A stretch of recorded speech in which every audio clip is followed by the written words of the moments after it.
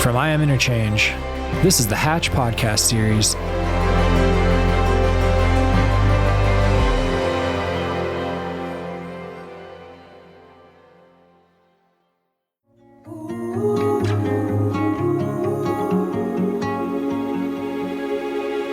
It seems now more than ever that we have found ourselves on the cusp of monumental worldwide change.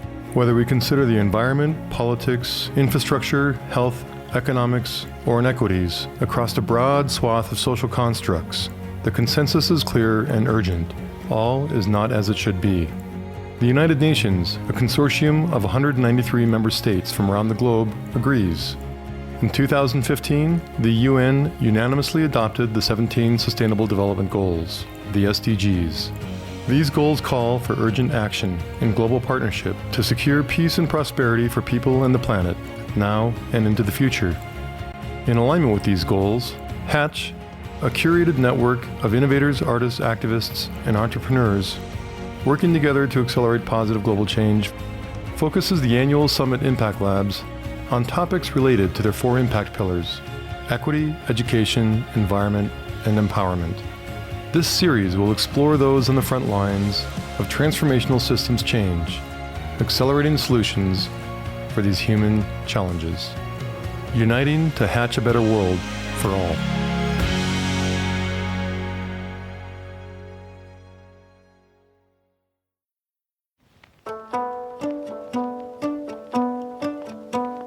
I'm Tate Chamberlin, and in this podcast, I discuss the future of education with Hatch Education Lab Coordinator, President Philomena Mantella, or Philly, of Grand Valley State University, and esteemed lab guests, Hobson-Powell and Zineb Mouhyi. Philly Mantella brings 30 years of higher education experience to both her university role and her work transforming interinstitutional collaborations and designing partnerships for diversity in learning.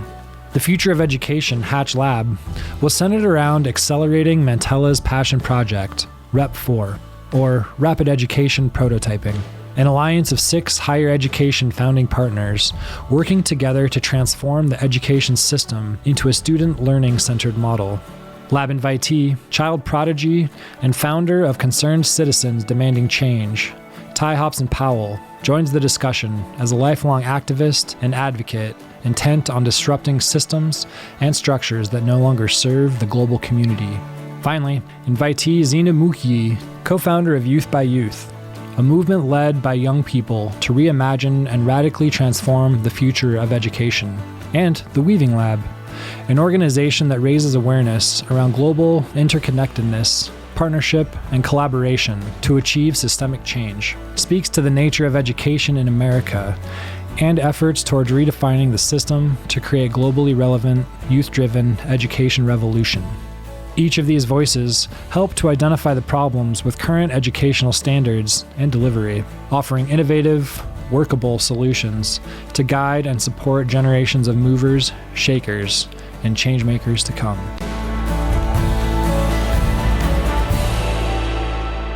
We're all up at the Hatch Summit in Paradise Valley, Montana. This is the I Am Interchange podcast, and we're up with the Sustainable Development Goals in mind, and there are 7 labs that have been presented this week, and they're all going through kind of a systems change accelerator with 100 great minds that have been invited that are kind of juxtapositioned to each other. So I'm really excited to have the 3 of you with me kind of in this experience, exhausted even. I love books. Will you tell me what book that you're kind of reading about systems change that I should definitely get? One of the models for me in Rep4 has been a book called The Other Side of Innovation. And it really is how to, we all know that systems many times will kill innovation if you try to do it well within them. But we also know when you try to go to a green field and innovate, kind of outside and only outside, it never really takes root. So the other side of innovation, really about, I like to think of it as having one foot in both spaces so that it will get enough breathing room to grow, but enough relationship to the reality of the current system. So it's been a model for me. Cool. The other side of innovation.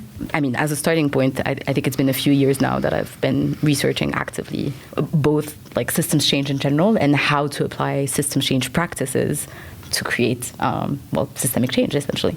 And the latest book I read on that was like specifically about how to look at governance and the dynamic of systems change in addressing the climate emergency. And I will look for that name and I will send it to you, I promise. Cool. Awesome. I would say for me, I don't know, I've had a very, very, very unique approach to it that I don't even really think involves too much reading, right? For me as a practitioner in disrupting systems, I kind of just look to source that wisdom from the people that I'm trying to disrupt these systems for. So really just would say that for the most part, I collect my community members, put them into a brain trust, and kind of use that as a living book, if you will, to kind of source what I need to move forward. The living book. Book. I like that. Can you tell me a little bit about your favorite project or passion that you're working on right now?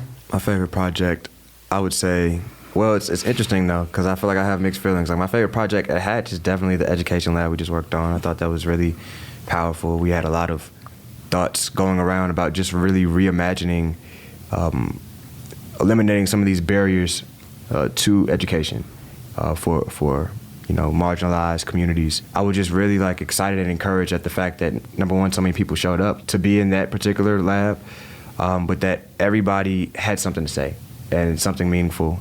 So that's my favorite project here that's going on. I would say in the general sense, being somebody who just started a nonprofit last year, that's kind of like my ongoing project, if you will.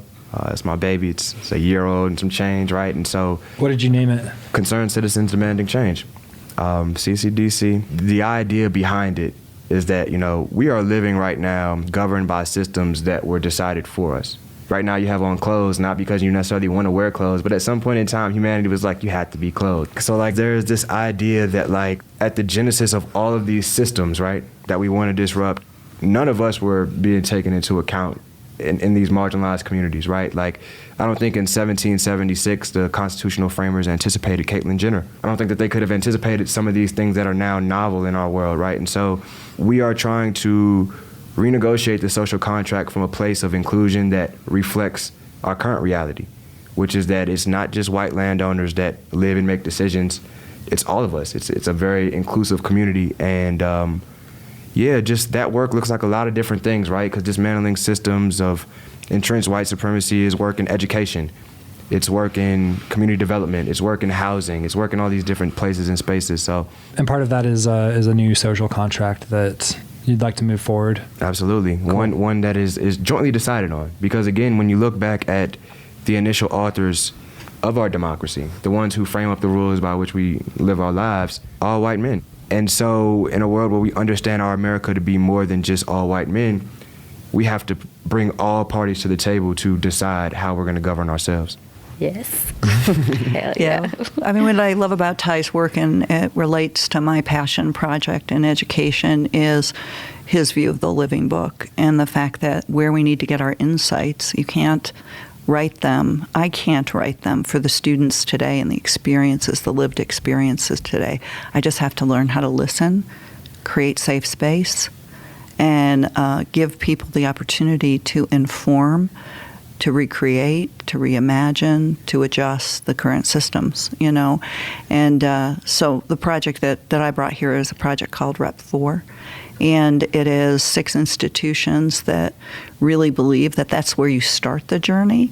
And it's hard to explain because we're not setting the agenda. The students are. But what we discovered in our learning lab is that some of the things, it was affirming because the places that students want to go, this really interesting, diverse intellectual group also went to many of those same spaces. So it was just kind of reaffirming that, yeah, it's happened over generations that students have taken the lead, and we just need to make the space and the opportunity for them to do that well. And that's what Rep 4 really at its heart is about. And you've found through the youth that you hear them and you've connected with their needs, and going through this lab experience right now, even with students included, is reaffirming your mission to accelerate it even more, be more all in. And it underscores how important it is at this moment in time. The educational system has to change. It doesn't work in the way it is structured for everyone. We're not trying to educate only those that can afford it, only those that respond to metrics that were set hundreds of years ago, that don't appreciate different kinds of experiences and backgrounds and learning styles and missions and purpose. And so what we've got to do is we've got to just reconsider those in a space where we're really listening to each other. We're going to dive in more deeply on your lab, but the topic of this talk is the future of education, and that's kind of the theme of the lab that we're going to kind of dive into. How about you, Zineb? Well, the first thing I want to say is like being in this lab and with Philly and with the university president that this is this forward thinking and actually puts student agency at the center was so refreshing. And I say that as someone who is trying to give young people that agency in spaces where they're not given that agency. So for me, my passion project is called Youth by Youth. And it's an organization I started about a year ago as well during COVID, when I realized just how much young people's voices weren't being listened to when schools all of a sudden shut down and no one asked young people how they felt about all of that education drastic change. And we're ready to change everything without actually asking them for anything and asking them for their opinion about it. What this COVID experience also showed me is that education can actually change really fast and that there is a way that young people can be listened to in that process. And I came at it as someone who has a lot of experience in education policy and working with education foundations and education conferences and whatnot, and realizing that this conversation on education needs to change and education systems are obsolete has been happening for a very long time. Educators and people in education know that education is obsolete. The thing is, how do you get that energy and momentum for education to actually transform? And you can have education innovations, and that's all great and beautiful, but usually those are happening at the margin. They're not changing education systems. And so when I created Youth by Youth, my idea was like, well, how do revolutions happen? Revolutions are by the people. So how is an education revolution going to happen? By the people who are in education. And who are those people? Young people. Yeah. It even reminds me of, I mean, what does it even mean to be educated? Absolutely. And like, you know, that kind of goes back again to like this metric system that we created of what we define as an education. Like, is your lived experience not an education? Do you not have applicable life skills that you have learned from this place that may not have been the halls of an institution, but just as educational, just as valuable in maneuvering through the world? Like, that's something to be interrogated, right? So understanding that education might not be the brick and mortar system, and this dead end that I'm hearing might be being described in education. What does systems change mean to you? Well, I'll start with the purpose of education. To me, that's where it starts. If you want to understand systems change, you try to get to the root of what the system is doing. And here, the purpose of education systems is like, who is it serving? It's serving the economy. It's based on a system that's called the reductive human capital model, which means you literally reduce human to their capital value. To me, the question becomes like, how do you actually change the purpose of education systems? Is that like a job, its title, and then the value of hierarchy? It's basically like, when you come out of education, how much money or value do you create in the system? That means like both how much taxes are we going to be able to raise out of you, what salary are you going to get, who are you going to be as a consumer, and who are you going to be as an employee. So it's not about you. It's about the capital value that you produce. That's why for me, like when we're talking about systems change in education, it's like the purpose of it is at the center. And the purpose of education systems should be the well-being of the people they're supposed to be serving, and the well-being of the communities they're a part of, and then the well-being of the planet more generally. If we can start with that and systems change in education, that would be something. So understanding the point of where we are right now and kind of its construct. Yeah. Definitely, and I think just really working hard to erode that transactional nature that exists all throughout education, right? Whether it is this thing of standardized tests that make you feel less than if you don't hit a certain number thing, or coming out and then again like this valuation that is put on you.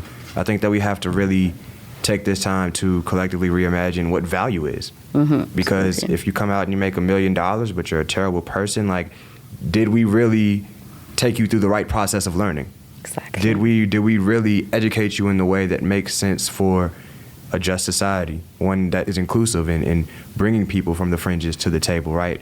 I think that for me, when I think of disrupting systems in the education space, it is leaning less on this transactional value that is often associated with education, but instead redirecting this to a more like purpose-driven sort of thing, whereas like if you feel like you are engaged in something you're passionate about, you're on the right track, and just kind of supporting that and providing the positive affirmations to that the same way you would if you got a job at JP Morgan Chase or wherever, like valuing your arrival at purpose the same way I would value your arrival at money. Yeah, I would add the dimension of even the word education, sort of focuses you on what we're pushing out rather than learning. And we've been trying to really, focus the conversation around Rep 4 as it's about learning, and learning that happens over a lifetime and in many places and spaces. And so that it orients this, the student or the learner at the center. It orients those of us who are supporting education as guides. It orients the individual's mission and purpose and reality in the pursuit. It's not something that is formulaic, transactional, as Ty said, in its character. And, it was an industrial age model, even the calendar for education. What happens in the summer differently? That means that it's sort of even traditional structured schools stop, So everything about it was formulated in a time past. So you add the digital opportunities, you add what we've learned about learning science, that people need to practice. They need to actually put their ideas in action. It's not just about filling their heads with content. People call it differently, skills that are soft skills, power skills, liberal education, agility skills. But it's about tools that we have as humans that help us, work through professions changing, technology changing, world changes, that are going to happen. We're no longer educating people for a career and a single one in their lifetime. We're educating them for something much broader, and the only way you can do that is really create the conditions for them to learn and relearn as things around them change. I think that even during COVID that's been accelerated because testing moved online allows students to kind of have any access to information at their fingertips. Is that leading to more of a project-based system to kind of develop new strategies on learning around like project challenges? I don't think COVID helped us in that regard, because I think, as Z said, when everything just switched, people had to figure out how they translated what they put out into a new medium. And the things that got shut down were experiences and internships and simulations and clinicals and co-ops and the things that really enable you more towards a focus of project-based learning. Some of the best, some of the best redesign that was done, so if you were picking off the cream, you would say, wow, faculty, some of our faculty were incredibly imaginative in how they would do their art class or theater class or music class. And I think some of those continue on now that we're back in face-to-face. But I would say that's really sort of the best of and not the norm. Ty, you called yourself a disruptor a little bit ago, right? I would say that's a fair. Do you consider yourself disruptors? Yes, certainly. Probably. Okay. Probably others would call me that. I would certainly call her that. No doubt. Cool. The United Nations has 17 Sustainable Development Goals and hundreds of little projects and big projects in between each goal, and education is one of the goals. It's also one of the labs that have been created up here at Hatch, and the three of you are in the Future of Education lab. Will you tell me a little bit about the trajectory of understanding it through, some of your favorite ideas or most interesting ideas that have kind of sprung from it? SDG 4, which is access to quality education for all, is great in principle, but I also want to kind of underline why it is a little bit problematic as well. Just for context, I'm from Morocco, and how I started getting interested in education is that I was actually working with people who were a mix between, well, for context, 40% of Moroccans are currently illiterate. And it was managing teams of people who were a mix between illiterate and have basic public education. And what I've noticed is that people who had received no education were fast on their feet, capable of thinking on their own, and people who had received a basic education, basic public education in Morocco, needed to receive very specific instruction in order to do like anything. They were taught to be obedient in schools. And so what I want to underline here is like quality education for all, sure, but what kind of education? Because if we're talking about the industrial education model that we're already seeing here is obsolete in the West and developed countries, and then saying that's what we need to export in developing countries, and the lack of critical thinking that it actually leads to, and that I've seen in person way too many times, is something that I personally really want to challenge.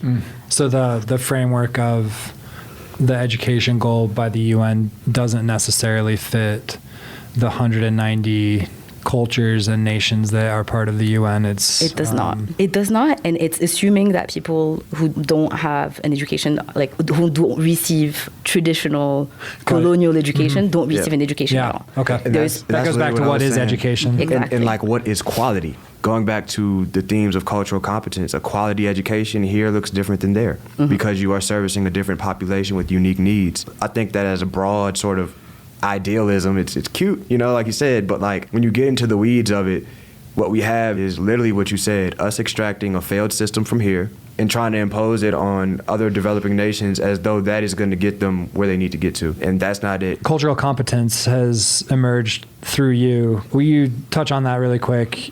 Even though it's not a really quick thing, but I think that will help us kind of lead into it. When we think of cultural competence, we have to understand that like our lived experience informs our worldview.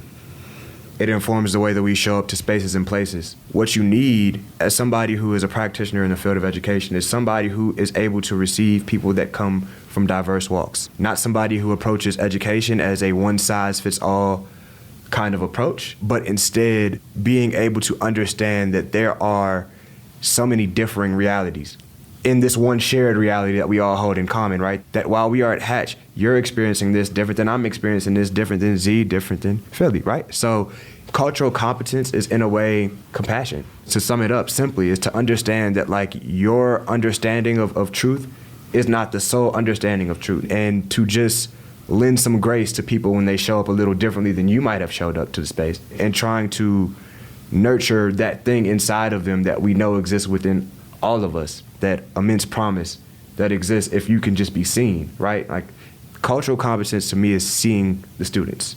There are a lot of students that are in classrooms that they're there, they get their name called for a role or whatever the case may be, but they don't feel seen. And so, like I said, cultural competence to me is just compassion and being able to see all the folks that show up in your space and trying your best, because it's an evolving thing, right? But trying your best to respond to their needs in a way that instills a sense of belonging, but allows them to feel dignified in that as well. That about sum it up, guys? Yeah. You did well. Thank you. Yep. You did well. Thanks. So I want to know like your struggles through orienting people through the education of the complexity of it, and then some of the ideas that just kind of like, whoa, that just blew my mind. You know, I think that, first of all, the notion of Rep 4, which is what the Learning Lab was based on, let's take an action-based project, a little bit different, and see if we can make it stronger to move towards the ideals that we've just been talking about here. So one part of for me, you know, as I reflect on it, is the complexity of it, right? We're doing two things. If you think about two sides of a single coin, that on one side of the coin, we're working on the problems of education with young people so that we see them, we hear them, we offer them the opportunity to inform our journey as we go through educational reform. On the other side of the coin, we're encouraging agency, we're encouraging confidence, we're saying be your full self as a part of it. So there's sort of a developmental aspect, and 6 institutions, 6 different settings, all different levels of education, with all different community-based challenges. So I think the first part was, you know, what the hell is she doing? You know, what is this? How does it work? What is it aspiring to do? Really kind of getting that down. And then being able to offer to both sides of those coins. You know, one is, are we accelerating the change process? in education, and the other is, are we doing the right things for the learners we're touching? For me, it was unbundling the complexity so people could have an opportunity to really contribute. I think what we got a chance to do as well during the lab is kind of imagine the journey of a learner through that, from the pipeline, from the community, from the schools, up until they come out of a program, and just every step of the way, how do they live their experience in a way that they feel a sense of belonging, that they feel seen, that they feel that what matters is actually what they care about and their mission, rather than the notion of success that tends to be sold in universities. And yeah, just going through that process of what can we imagine at every step of the way has been quite inspiring to go through with people, and hearing from their experience and from what touched them in their own education, what do they wish they had been a part of, and what do they wish they had access to when they were going to school, essentially. For me, throughout the entirety of the lab, I think I was sort of inside of my head, and I was inside of my head for this one particular reason, right? Which is that we have all of these sexy suggestions, right? They're all there, but in my mind, when I think about Rep 4, I'm thinking about a learner-centered environment, which is like, even though we have all of this great ideation, and some of the elements, Philly, you said, fell in line with suggestions that have been made by the learners, right? It's like there are some that exist outside of the learners' desires that maybe we just want. How impactful would it be if the aim of this thing, right, is taking the step outside of ourselves? Because for so long there have been educators and those that had set high up that tried to look down and say what the people that they were looking down towards should appreciate about education and learning process. For me, confronting the idea that, like, these are good ideas, but only if they get the okay from the people who are going to have to buy into this system, which is why I appreciated every piece of insight that we got from our next gen participants in our group. Because when we talk about building out this system, not Philly or I or Z that's going to be going to this system that we're creating out, is going to be these transformative young leaders that are emerging, that are not only participating in it, but under the Rep 4 model, creating it in real time, wanting to lean in and give as much of the ideation as possible, but also bearing in mind that, like, that autonomy lives with the learner, and that, I think, is the true power of the Rep 4 model. I love that, and I love the integration of students. It's kind of a vertical sample of the problem instead of like a horizontal process, and going all the way down to the people who it's going to serve. You know, we had a lot of debates because, as Ty said, it's an expertise-based model, or current educational model. And we had this moment today where, you know, I said, it was like, well, but how are you sure that their suggestions are going to equip them everywhere they go in their lives? Well, you're never sure. You're creating that mindset for continuous learning and confidence and strength and reflection and purpose. But there's a place for expertise. I mean, we wouldn't be saying, okay, in Rep 4, engineers don't need to take math. But it's only a part of the educational model. So today it's the model, the expertise-based model. What we're trying to do is say learners have a third of that model. Experts have a third of that model. And then we have to help people navigate, and that could look a variety of different ways, because you don't know what you don't know. And so you're growing it's a process. It's never complete. It's reorienting education to be more things that work together with the learner in the middle. They got their hands on the steering wheel. Other than the entity itself, what were a couple of highlight ideas that came out? So many. Goodness. I think really just the idea that, like, we approach this thing from like a blank slate sort of thing. Like, okay, if you were developing a system of learning, what would that look like? Not playing by any of the rules that govern the current system, but instead doing your own thing. And we had this thing that we put on our board about sort of radical what ifs. Wow, you know, just sort of grand visions for like what learning could be. And some of them just were super practical. Like we talked about the idea of like revisiting the admissions process. Maybe that doesn't look like a formal college essay. Maybe that looks like you showcasing your talent however you see fit. Okay. You know, like an expression of yourself? As opposed to writing to a prompt, because oftentimes is what it is that they'll give you a prompt and you write to it, or they'll give you a set of prompts you could pick from. Mm-hmm. Letting that learner choose to express how they feel is the best way. Again, being culturally competent, right, is to appreciate the fact that everybody is not the best writer. And so maybe that may not be the best way to showcase who they are or how they will show up to your institution. Maybe they need a video, or maybe they need, you know, an artistic expression of it, whatever that looks like, right? The revolving theme for us as we were working around some of these bold ideas was access. How do we like open up these doors? How do we eliminate these barriers? And like ideation around access was like, it was there. Like we're thinking about it from all levels. Like I'm talking about the pipeline to get you to learning. Yeah. Once you're there, how are we making you feel safe and secure in this space? After this formal process of learning, how are we reaffirming your purpose and passions in this life, right? And like giving you access to opportunities on the way to opportunities, and then giving you access to the freedom of thriving in that space after the fact, right? So like just our consistent plays around the idea of access and opening that up, I was very excited with that part of the conversation. And opening up the framework from just a simple written format to expression. Absolutely. Yeah, okay. We actually use the imagery of doors in our learning lab, 4 doors that we kind of said were the key elements that we have to reform, change, and, you know, access, and how someone comes into the system, how they're welcomed when they arrive, you know, what's the arrival experience, and truly in all the ways that means, you know, can I show up with my full self? Are you interested in what I want to know? Going into even cultural competence. Right, like how you're absolutely. Welcome. Yeah. Absolutely. And then belonging, that you really feel this is my home, my community, my fam, you know, it's, I'm here, I'm here for a purpose. And then we used the ceremony term rather than graduation. We used commencement because we thought about it as, you know, commencing to lifelong learning and contributing back to Rep 4, being a part of the extended community that can strengthen it for the next gen. So those 4 doors that framed the work were really helpful to me because, again, as I said, you know, my challenge is I love complexity.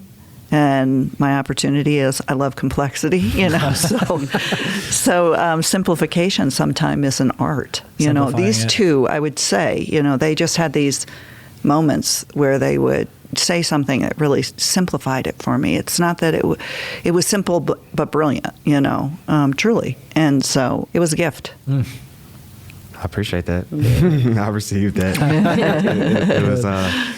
It was an honor to be in community with a bunch of people who I think were really like seriously dedicated to doing the thinking through these issues. Like it wasn't just, I've been to some conferences, right, and some gatherings where it feels like we're just passing time. Like this is on our activity sheet, so we're gonna get through it. We'll have a moderator. They might be one of the sole voices that are kind of driving it. I feel like I heard everybody speak. Everybody spoke throughout our couple of days, and everybody kind of, it wasn't just like a one-off sort of thing. Everybody kind of chimed in where they felt it. And that was encouraging to just, again, really just see meaningful engagement around education, like realizing that as we talk about a lot of these larger societal things that we're trying to tackle, that education can be a good start point because it's kind of a catch-all to the extent that like young people in advanced nations are always going through primary school, right? And we're creating this funnel now to make that happen in developing nations as well. And so like in that, at some point in time, you catch the whole population. What are you doing with that power? How are you like redefining the rules of your society through education and through this thing, this open door that catches a lot of the people that are driving your society, you know? So that was definitely cool just to kind of lean into that experience and just see that everybody else is leaning in with the same kind of fervor. A word that I love that expresses that very nicely is like prefigurative. So just like embodying the way you wish the world actually was today, and just creating those kind of spaces where you feel care, belonging, and heard, and designing those as a way to imagine how to create those spaces for others as well. And it feels like it was a prefigurative space. Ty, you talked a little bit about everyone having their own truth in it and their own facts. Bear with me for a second. This question's been working me. So there's all these different religions and ideas and egos and power dynamics and race. Whose reality will win the future? Whose reality will win the future? Okay, Ted, go for that one. That was a great question. And I was literally just having this conversation inside where I said, it will be our reality, but it will be our reality reimagined as a shared reality. Right now, we have chosen these things, egos, religions, political ideologies, all of these things as the lines of separation Yeah. So much so that we disconnect from like our basic nature that says like we are the same. Like we're humans, we all have blood, we all need water, we all need oxygen, right? Like there are all these things that we share in common, yet we choose to lean into the more divisive elements of it. So I think to answer your question, it will be our reality that governs, but it will be at the point of collective awakening when we realize we are each other's business. We have a very mutual interest in doing this thing together, right? Like you look at every other species of animals on Earth, right? Like they're moving in packs and herds and groups. It's almost as if they have realized that in their smallness, right, the best way to thrive in the world is to move together. Humans have not embraced that spirit of like a one humanity sort of thing yet. But once we get there, it'll be that reality that drives it all. And that's kind of what we are working towards. Is nothing is monolithic. And so people will show up in a bunch of different ways, but at the core, there are some things, some foundational elements that we can probably agree on, right? Like laying the foundations with like everybody should feel dignified in this space, right? Mm-hmm. Laying the foundation with everybody should be respected and their unique perspectives should be valued to some end, as long as they're not injurious to other members of the community, right? Starting from that framework just kind of opens it up where it's like everybody's reality governs, but nobody's reality governs, because you feel free to express your reality. You feel free to express your truth without the fear of being invalidated. The thing that will set the rules for it all is what we collectively agree upon. I love that. The way I conceive of it as well is kind of imagining what like is the collective story behind the way we organize our society. And exactly as you were saying, Ty, like I think the story that we're based on is the story of separation. We've created this myth that somehow you and I are not the same, that humans are homo economicus, that are driven by self-interest. I don't know if you know a lot of humans. I don't know a lot of humans that are homo economicus purely and simply. And so like going back to that question of like what is the reality that will win, to me is like the shift between like from the story of separation into the story of interbeing. So recognizing our interconnectedness and the fact that the mythology of who you are is not just you in this separate body. You don't exist outside of the circumstances that you were brought in. And if we can all have that sense of there's this small I and the bigger I, and they're both me. And yeah, like if we get to that new story, I think the world would look radically different. I'm looking forward to seeing that world emerge. I'll just bring it back to the Learning Lab for a quick moment, because I think the beauty of that kind of framework is you're encouraged to imagine, right? To really start with those big questions. I mean, it's really a good question. And then yet sort of forced to bring it to, so what are we going to do tomorrow, given where we are now and the world we imagine, and taking a piece of it and just making it a little better, understanding our interdependence, understanding the power dynamics, and trying to alter the systems that we live in to ones that have greater equity, greater balance, greater space for difference, all of those kinds of things. And so I, couldn't said it better than my two colleagues here. And but I would just say that part of this is ideas without action are just hallucinations. So I think one of the things we have to do is to really figure out, so what are the chunks we start with in order to move towards this? And rather to be critics of each other's chunks, which is, how do we make them stronger and connect them, connect the dots.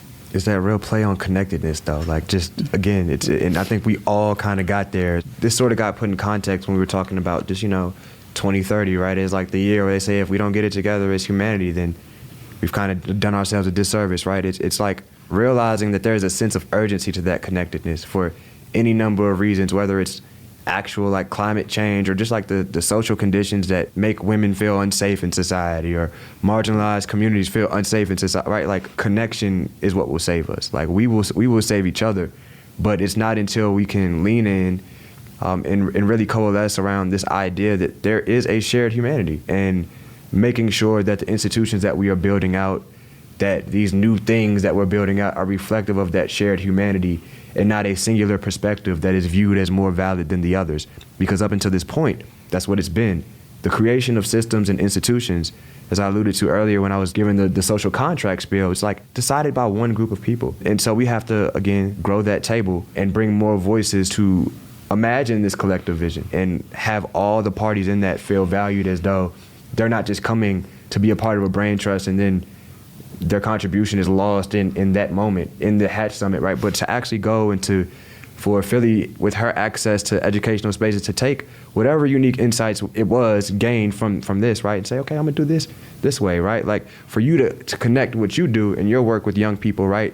For me to do what I do in organizing, it's like, it's taking these ideas and connecting them. And I think that's how it'll kind of organically flow into this new level of understanding that creates that system that governs. And on that, I think it's the biggest challenge that we have ahead, because we can connect the ideas and we start connecting the people, and then it's like, how do we connect all the movements? And how do we start what I call like us at the margins, the dreamers, the marginalized, the oppressed? Like, how do we actually connect with one another in a way that we create that momentum for change? Is there an overreach in how we make the offer of becoming an independent person? Elaborate on that. We preach independence all the time, and that's kind of a singular invitation, maybe. I don't have a problem with independence, because I do believe in the ability to be autonomous around decision making. You are the main character in your story, right? For that reason, you're going to be the one propelling dreams that only Tate is dreaming. You're here to do things that weren't possible before you. So like, I value independence, because independence is the pathway to help you hatch some of those things, right? The problem for me is not independence, but individualism. You can be independent, but still be connected to community. It's the aggressive individualism that says that I have to do this thing over here and do it in exclusion of others, otherwise it's to the detriment of my success, right? It's this idea that like, we can't do it together. That's what I think we need to really beat down is individualism. Individualism. Yeah. You know, I think that what we're trying to achieve with this consortium of 6 institutions, it's a problem so complex. I mean, what would make us think we would solve it alone, and what keeps us from solving it alone, is the competitive nature of the industry. The competition around it keeps you. Yeah. And yet, we're public institutions. Our mission is the public good. So are we going to compete in the face of limiting the public good? And so I think that you can get strength by being a leader, taking a risk, listening. And so we're simply trying to work the problem together. We don't have any magic solutions, but just the notion that you can, and if students who come to this program want to go to the other 5 institutions and not to Grand Valley, that's fine, you know, because there'll be somebody else for which the university is going to be a great fit for. But even mentioning the consortium really brings the point home, right? It's the idea that, like, we talk about independence. Independently, Grand Valley State can run its own model, right? Individualism is saying, I'm going to keep this model to myself. Exactly. I don't want to be in community with other people who could expand this opportunity to people who may not come through my door, but just to know that they're going to go through a door, like, let's avail the opportunity, right? I think that, like, literally, you guys are doing it the exact way that it should be done, which is like, you can independently scale it within your university system, but the connectedness comes from the information sharing. Yeah. Trying to grow this thing so that 6 turns into 60, turns into 600, right? Like this thing that organically just gains traction over time. Yeah, absolutely. Yeah, and moving out of the competition culture. Absolutely. Whether it is within schools, students between themselves comparing grades, or university between themselves comparing like how many students they rejected this year, or how competitive they were for entry. The competitive mentality we need to get rid of. There is value in competition in some ways, but we've pushed that to an extreme that is not serving us anymore. Do you think that democracy will move quickly enough for the changes that we need? Or do we need a dictator for a day?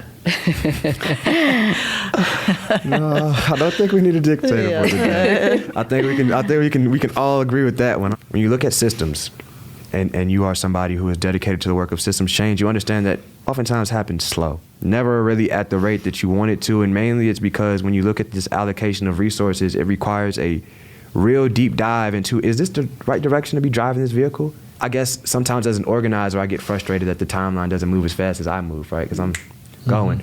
But as somebody who can appreciate the larger idea of systems, I can appreciate the fact that there is some intention being put into, okay, are we sure that we want to redirect here? Because I would rather a calculated redirection than an impulsive pivot into another system that doesn't serve us. Yeah. Right? Like, I would rather us go through the work of doing our due diligence and being annoyed that it's taken too long, right? But getting there, and once we finally arrive there, it being something that is sustainable over the course of time, as opposed to, no, we're going to do this.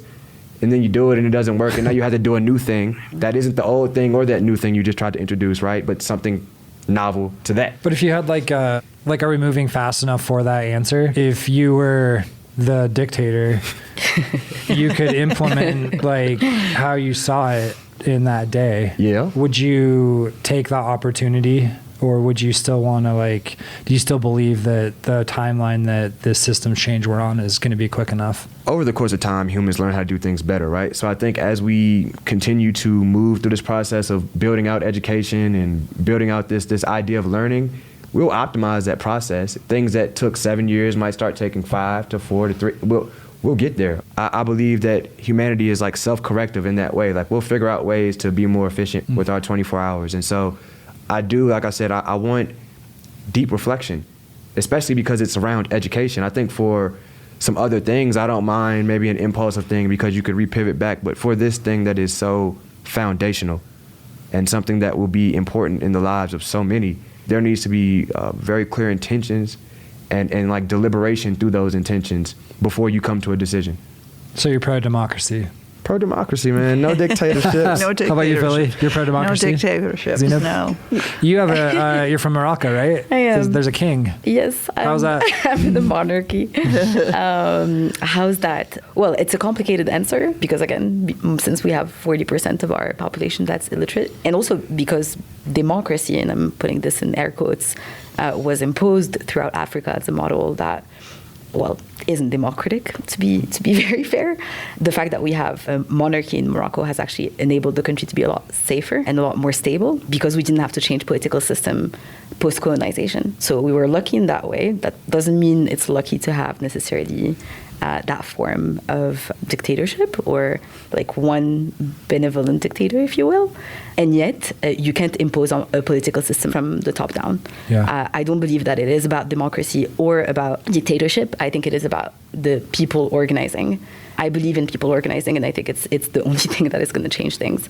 And going back to your question of time, we don't have a lot of time. And that's personally where my stress comes from, where my sleepless night comes from, is will we do it fast enough? I believe we're doing great progress and that things are changing, and coming to events like Hatch and meeting the people that I've met here, it gives me so much hope. And yet you also have to battle with the despair that comes every once in a while because we are at an intersection in our humanity and human history. And it isn't sure that we are going to go in the right direction. Right now, I believe that we're meeting the people who are trying to make that radical shift, and that gives me hope. Now, let's hope that we're fast enough and that we're good enough at letting our egos aside and at learning from one another and at connecting with one another to make that shift in time. I think the change has to be thoughtful, but I think it's those of us that are encouraging the change have to do so with a pace and an urgency, because there's a drag that is, the large complex system drag that is much more incremental by nature. So it has to be thoughtful, but if there's no one that's pressing the accelerator, the drag will be there. It'll slow us down and it'll require the research, but we can't have change, of increments in a system that needs real change. In that change, do you see legislative change or social change as more important? Social change will inform the legislative change. Because to the extent that humanity changes its value set, who becomes elected officials, who has power, that will also start to change. And again, when we talk about legislation, right, it's that speaks to only one certain framework. It's if you're choosing to care about these laws and this and that, right? But society itself, the conditions that govern how we choose to treat each other, how I choose to acknowledge you when we show up in the same space that, to me, as somebody who's a connector and an organizer who thrives on building social capital, that means more to me than I think legislative change. But I do also, in my approach as an organizer, understand the need for multiple modalities to get to your happy ending. And so I think that, there is this larger sort of societal change that absolutely has to occur. I think that kind of occurs more organically, but then structural change happens through legislation. We've seen it. I mean, it's the reason why, I can fly on a plane, right? And I can go to school with people who don't look the same as me, right? Like that came legislatively and suggested to society it's time to change. You know what I'm saying? I feel like there's value on either side of it. But if I had to place my energy into it, I would think just based on my worldview and how I'm showing up to this conversation, I would lean more into building out that new social contract and those people relations, but definitely important on either side of that coin. Andre, who's a Hatcher and was speaking yesterday, I think framed it very nicely by saying change is not going to come from Washington, it's going to come to Washington. And he was referring to the fact that local action that is being taken in a lot of different places eventually gathers momentum enough that it becomes federal policy. But similarly to Ty, I believe in the power of the people and the power of organizing and recentering community in a way that like recenters our human connection to one another, not waiting for a top-down policy to save us. We can't forget when you ask the question of societal and political that there's also embedded bureaucracy and structural changes that need to be addressed. You know, I think... So the system in general? The system in general, yeah, the system in general, yeah. But they're embedded now, you know, they're embedded in the way in which student financial aid is supported, in which borrowing occurs, in which, you know, they're not directly, you know, the educational systems, but they're all the things around it that make it work. Yeah, we're on a certain set of tracks that are deeply entrenched. You talked a little bit about hope. I want to just kind of reach a little bit further in what is bringing you hope in times like these. I mean, for me, it's, you know, engaging with the young people, seeing what they create, kind of proving the hypothesis. If you give them the space, you give them the tools, you let them define what they need, you give them some running room. It's not like they'll go wild. They'll actually go get the information they need. They'll go find the history. They'll be curious, you know. So what inspires me every day is watching what the students can do when you give them some space to do it. I often frame it like this, like young people need a hand up, not a handout necessarily, just a hand up to pull them to be in these places and spaces where we're at making decisions about their future, right? The hope that I have, first of all, I have hope at just the idea of Hatch, right? The idea that we want to bring together people from various walks of life to try to come up with some ideas around these big issues that affect us all, right? My hope is listening to these brilliant next-gen Hatchers and just being like, yo, like, I'm glad that the world is going to be in your hands at some point in time. Hopefully we can respectfully hand you over a world that isn't all the way crazy, right? But, like, the kids will save us.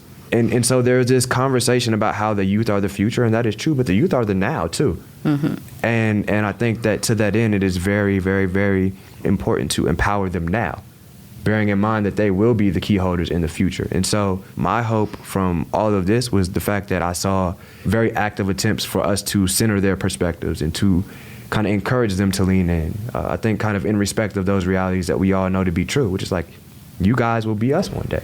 Yeah. And that this is your world that, you know, when we're gone, you'll be here. So just trying to really empower them to realize you deserve to be here in this conversation. Like, you're not just here as like our token young person. Your perspective is valid. Yeah, or just to be mentored. Yeah, and just as powerful, arguably more powerful than our antiquated perspectives, because we're arriving having matriculated through a model that we're trying to destroy. You're right here before you've walked up the hill, so you don't have an idea of what it should look like yet. You can get imaginative in that way. Mm-hmm. And so that's a great opportunity. Yeah, exactly. Yeah. Similarly, that's something that does give me a lot of hope. I just want to touch on one thing, which I know is not how Ty and Philly mean it, but as someone who works with young people and a lot of youth organizations, I've seen it happen very often where adults are going to say, like, young people are going to save us. It's not their responsibility to clean up the mess that got created before them. And also, they need to be supported. They need to be believed in. We need intergenerational spaces. It's not just, hey, like, we believe in you. Good, you know, like. Now get out of here. So what gives me hope in that regard is indeed seeing an intergenerational space here, and the willingness to actually not only learn from young people, but being able to listen when young people tell us, like, oh, you've made a mistake here, and being able to take it in a way that's not defensive and say, as adult, even though in most spaces adults are going to get very bruised and they're not going to be able to like process if a young person tells them you've done something wrong. And here it's a space where I've seen adults being like, wow, okay, I'm going to go and I'm going to listen. I'm going to go on the side and reflect. And I'm not going to let my ego dictate the way I react. And I'm not going to react, actually. I'm just going to reflect first. And that's been beautiful to see. Definitely gives me a lot of hope. Philly, Zineb, Ty, we're up here at the Hatch Experience, Hatch Labs in Paradise Valley, Montana. This is the I Am Interchange podcast. I really appreciate you all being here. I know it's absolutely freezing in here and there's no heat. And you're about to present your lab, which I'm looking really forward to. So I really appreciate your time sneaking away to visit with me. And I hope that Hatch brought you kind of what you were searching for, even if you couldn't quite put a finger on it. Thanks for having us. Thank you. Yeah, thanks for having Cheers. us. Take care. It was a pleasure chatting with you guys. What does it mean to be educated? What is the value in a heartless millionaire? In a genius that lacks resources? As Mouhyi points out, the United States' current education system is a reductive human capital model in which students are literally the value they create within the economy and nothing more. This has essentially produced generation upon generation for whom the system doesn't work, and a society based entirely on money as a measure of success. But it doesn't work. Those with resources are provided opportunities, and the remainder are left to fight for the remains. Educators necessarily need to be preparing people to handle change and transformation, to be agile of mind and spirit, to be curious, to challenge the barriers, to embrace independence and interdependence, an equitable education system, one that reflects the range and learning styles and intentions that feeds the marginalized and the majority at the same table, must finally reflect a social contract agreed upon by the entire society and driven by the health and welfare of the student, their community, and the planet. We have to listen, to create safe spaces and places, to give learners the opportunity to inform, recreate, reimagine, and adjust.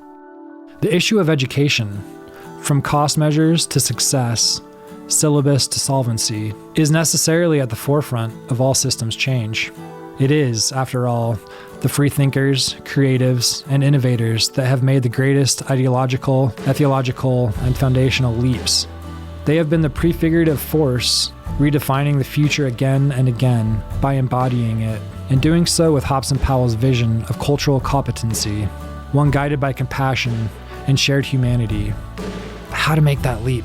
As Mantella says, ideas about actions are just hallucinations, so we must begin somewhere, anywhere, to incrementally alter the current system, taking the time and due diligence necessary to create a calculated redirection rather than an impulsive pivot.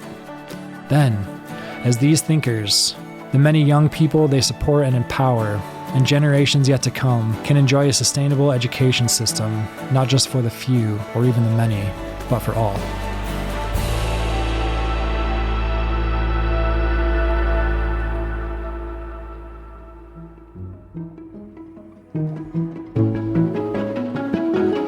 A shout out to our media and production team, Jessica Byerly, Allison Gregory, Kevin Hilton, Roy Chapman, Raymond Onsatagi, Sean Mackinson, Robert Edwards, and Mark Groner.